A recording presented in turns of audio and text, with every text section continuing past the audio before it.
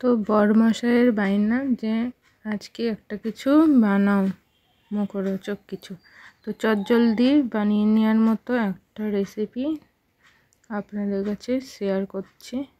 তো ভালো লাগলে অবশ্যই লাইক করে দেবেন আর শেয়ার অবশ্যই করবেন, যাতে আমার এই ভিডিওটি সবার কাছে পৌঁছে যায়।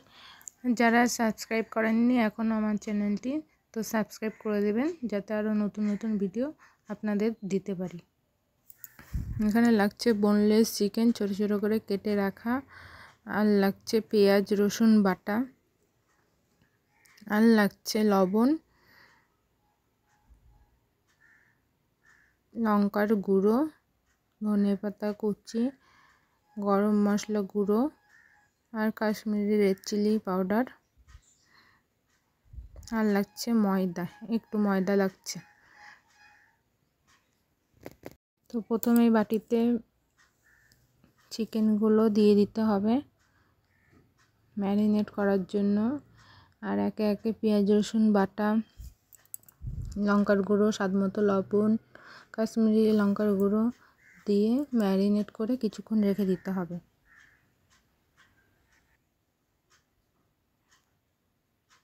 আমার ছেলে এটা খুব ভালো খায়, বাচ্চাদের খুব ভালো লাগবে।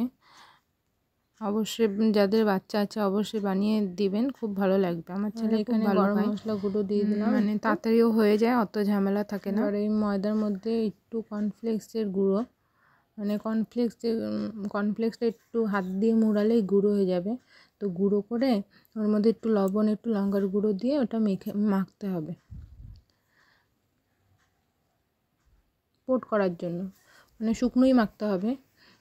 এবার এখানে কড়াইয়ে তেল বসিয়ে দিতে হবে, তেলটা একটু বেশি করে লাগবে, আর তেলটাকে খুব ভালোভাবে গরম করে নিতে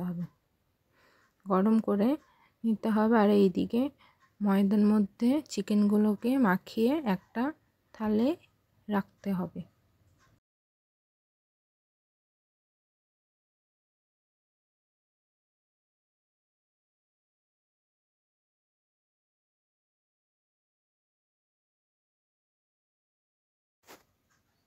এবার তেলে ভেজে নিতে হবে। যখন তেলে ছাড়বেন তখন আঁচটা একদম কমিয়ে দিতে হবে, খুব আস্তে করে, মানে যাতে সিদ্ধটা হয় তার জন্য আস্তে করে কমিয়ে দিয়ে এটাকে ভাজতে হবে। তো দেখেন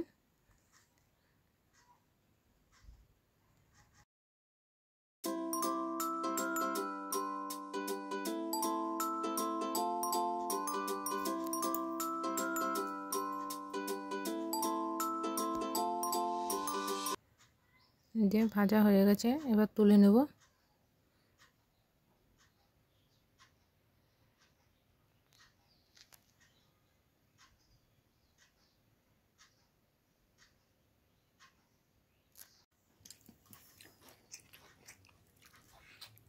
এই যে খাবারটা এই যে এরকম হবে, ভিতরটা এরকম থাকবে, খুব সুন্দর হয়েছে খেতে।